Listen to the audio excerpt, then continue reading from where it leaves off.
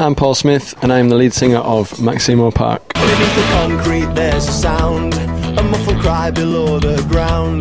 There is a poison in the air, a mix of chemicals and fear. My words are just hunches, I'm not sure what they mean. You're asking for commitment when I'm somewhere in between.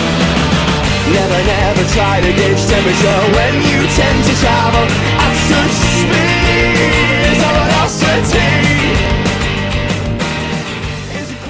Well, once you've done something, you don't want to do it again. Well, I think our sound was always quite distinctive to us, and you're often grouped in with a lot of other bands and movements and stuff, and the second record is the time where you move away from everybody else.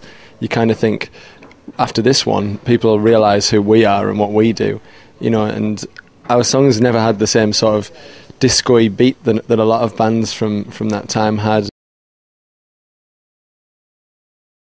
I suppose the more thoughtful side of the band, you know, it is reflected in things like the Smiths, and it's you know, how do you write about life in a unique way?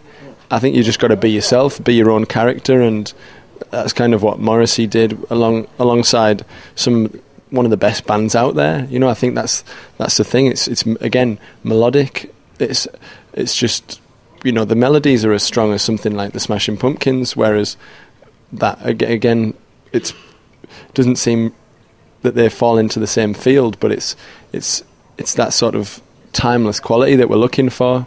You know, you might find something on the Led Zeppelin record that's like, yeah, that's totally rocking out, whereas it's stupid and Robert Plant's talking rubbish again, but it's still, you're enjoying it. I enjoy Led Zeppelin regardless of Robert Plant's, you know, it's kind of, it's part of the deal. You kind of accept it and go, okay, it's fun, you know, it's he might be taking it seriously, but I don't have to.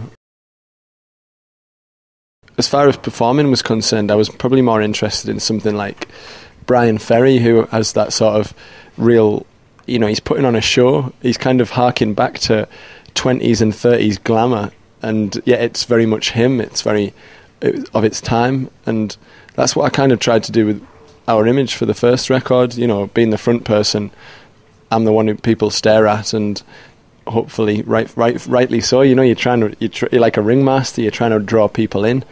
With each album, I'd like to look a little different and stand out from the crowd. And this time, I think I've been reading a lot about a lot of F. Scott Fitzgerald, and sort of, as I say, I'm quite interested in what it is to actually put on a show and what style is. It's kind of a really preposterous thing to dress up, but it's quite preposterous to be on a stage in front of thousands of people at the same time. So it's kind of the gesture is there to draw attention to the process, and also to draw people in who are at the back of a crowd. I was in the train station the other night, and I was just looking at the sky, waiting for my train to depart, and looking at the structure of the railway station in King's Cross, and I knew that I was on my way home, and I could just relax and enjoy the night sky as it was quite nice to look at. You know, that to me it made my day, really, and that's a nice thing. But it's, you know, at the same time, the rest of my journey was ruined by other people shouting and being disgusting and drinking too much on the train, and you know, and then I had another think about it, and I thought, these people are just enjoying themselves. It's no skin off my nose. And then after 3 hours of the same belching and the chants, you know, and the screaming, most of them were fine. You see, it's always a minority, and when you think of it like that, even if 60% of the world is good and 40% of it's horrific, it's still a better balance than the other way around, you know. Never try to gauge temperature when you tend to travel at such speed. It's a velocity.